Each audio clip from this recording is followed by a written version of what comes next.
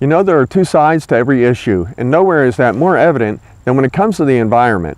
Today we're going to talk about how to frame your messaging on environmental issues.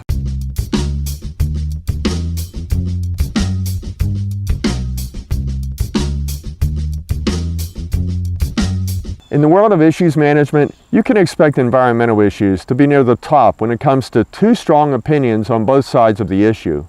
When the environment takes center stage, you can expect heated debate, emotional debate, and unfortunately, sometimes mischaracterization of the facts. That's why it's easy to find cases where environmental issues are mishandled.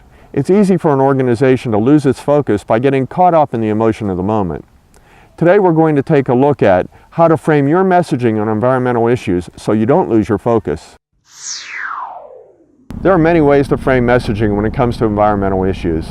From the tone of the message, to the substance of it in the form of statistics or numbers, metaphors, stories, anecdotes, and case studies, to the person that's telling the message. They are actually a part of the message.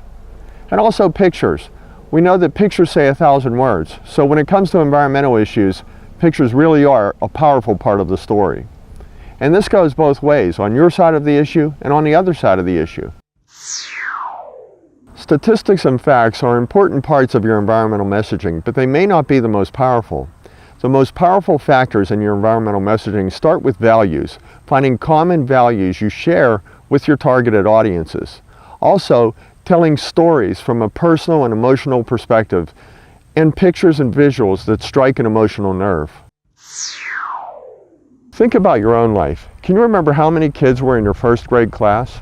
What was your GPA in third grade? Those were important statistics at the time, but you may not remember them. But I'm sure if you look back, you can remember stories from before first grade, in third grade, and beyond. Those stories may have taught you valuable life lessons that you never forgot, or they may have made you feel a certain way that you still remember.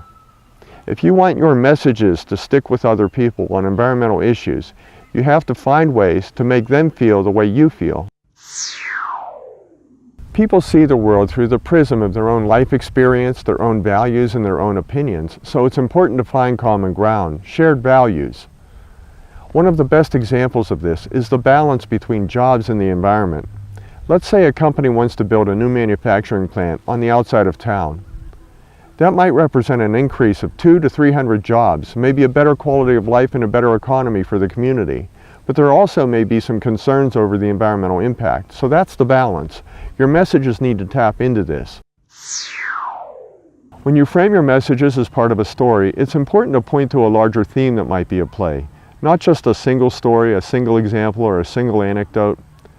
Talk about how your position on the issue will benefit society, how it will benefit the greater good, not just you. And as you tell your story, factor into that story a solution. How will your solution fix the problem? In the end, the goal is to build trust with all of your important stakeholders, and the best way to do that is to stay focused by staying on message. And that starts with strategic message framing. If issues management is important to you, be sure to click subscribe down below.